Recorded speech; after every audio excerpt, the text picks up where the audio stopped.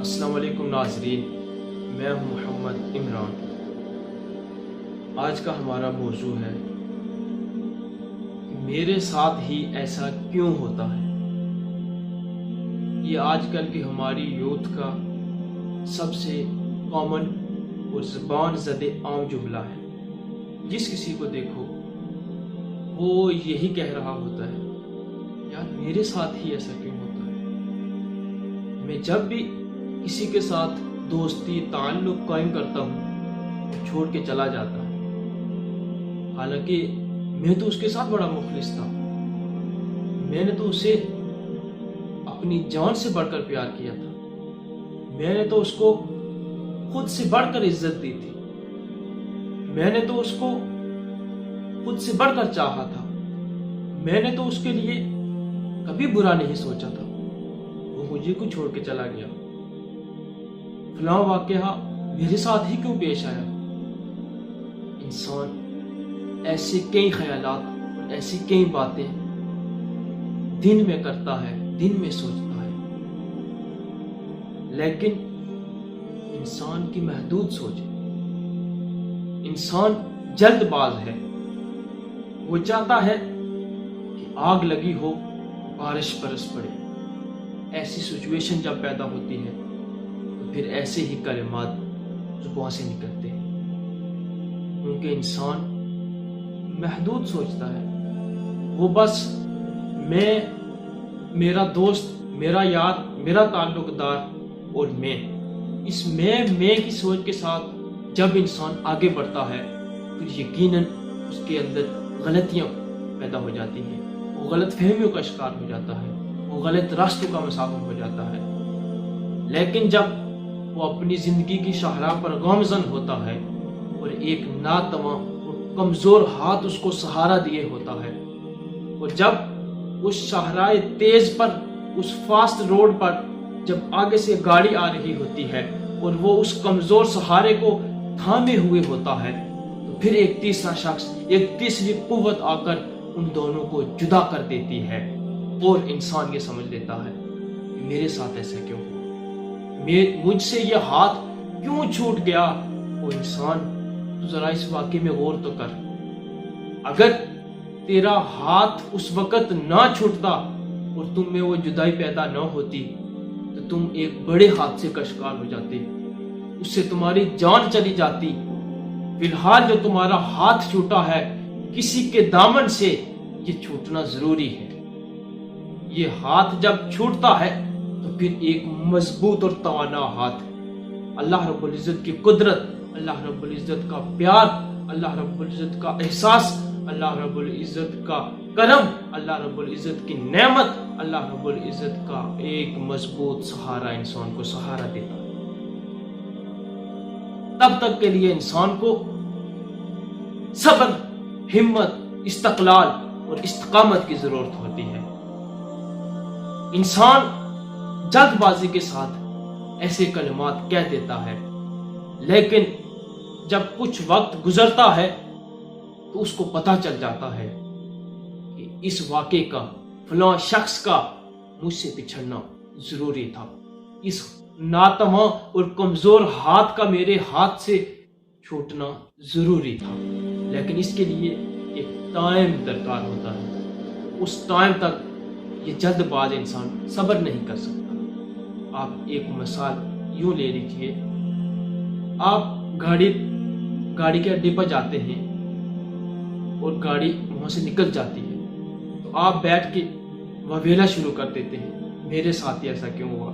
میں جب بھی گاڑی پکڑنے جاتا ہوں گاڑی نکل جاتی ہے، میں جب بھی کوئی ہاتھ پکڑتا ہوں وہ ہاتھ نکل جاتا ہے، میں جب بھی کسی کو سہارا بناتا ہوں وہ سہارا چھوڑ دیتا ہے، میں جب بھی کسی پر اعتماد کرتا ہوں وہ اعتماد چھوٹ جاتا ہے، میں جب بھی کسی کو اپنا بناتا ہوں وہ مجھے چھوڑ کے چلا جاتا ہے۔ لیکن جب وہ گاڑی چھوٹ جاتی ہے، وہ تعلق ٹوٹ جاتا ہے، تو کچھ ہی ٹائم کے بعد آپ کو خبر ملتی ہے کہ وہ گاڑی ایکسیڈنٹ ہو گئی، خدا نخواستہ وہ گاڑی کسی کھائی میں جا گری۔ وہی انسان جو تھوڑی دیر پہلے وویلا کر رہا تھا، جو اپنے آپ کو کونس رہا تھا، جو شکوہ اور شکایت کی زبان استعمال کر رہا تھا، وہی شکر گزار بن جاتا ہے. وہی کہتا ہے شکر ہے مالک تو نے بچا لیا. اگر وہ گاڑی مجھے مل جاتی تو میں تو گیا تھا جان سے. لیکن صبر صبر صبر، جب انسان صبر کرتا ہے حقیقتیں کھل کے سامنے آتی ہیں. اور واصف علی واصف نے کہا تھا کہ جو مقام شکوہ ہوتا ہے دراصل وہی مقام شکر ہوتا ہے. بڑے لوگوں کی بڑی باتیں، کتنی بڑی گہرائی کی بات ہے کہ جہاں پر انسان کی زبان سے کلمات شکوہ نکلتے ہیں دراصل وہی مقام شکر ہوتے ہیں.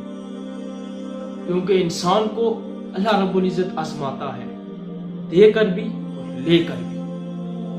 جو انسان کچھ بچھڑ جانے، کچھ چھوٹ جانے، کسی کے ٹوٹ جانے اور کسی کے زندگی سے نکل جانے سے اللہ رب العزت کی طرف رجوع کر لیتا ہے تو رب اسے تھام لیتا ہے. وہ سب سہاروں سے بڑا سہارا اس کا آسرا بن جاتا ہے.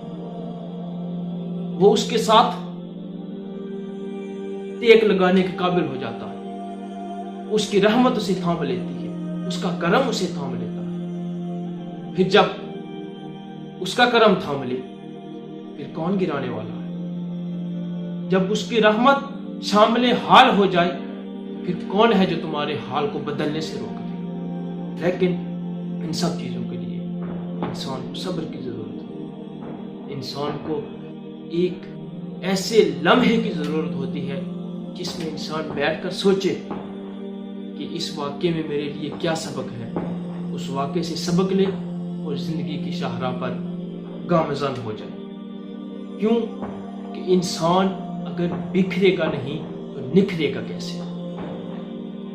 جو لوگ کسی کے چھوٹ جانے پر، کسی کے روٹھ جانے پر، کسی کے چھوڑ جانے پر، کسی کے الگ ہو جانے پر، کسی کے دھوکہ دے دینے پر، کسی کے قطع تعلقی پر شکوے کر جاتے ہیں اور اسی جگہ سوچ کے رونا دھونا شروع کر جاتے ہیں، وہ لوگ بکھر جاتے ہیں. اور جو لوگ اس کو ایک گزرا ہوا واقعہ سمجھ کر اور ایک بھیانک خواب سمجھ کر اس کو بول جاتے ہیں وہ لوگ نکھر جاتے ہیں، وہ کچھ کرنے کے قابل ہو جاتے ہیں. کیونکہ جب دل ٹوٹ جاتے ہیں پھر ان ٹوٹے ہوئے دلوں کو رب بڑا پسند کرتا ہے. اقبال کا شعر بھی ہے نا کہ تو بچا بچا کے نہ رکھ اسے، تو بچا بچا کے نہ رکھ اسے، تیرا آئینہ ہے وہ آئینہ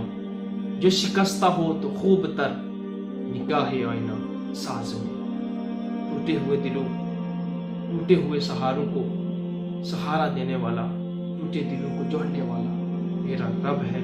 اس کو ٹوٹے ہوئے دل بڑے پسند ہیں.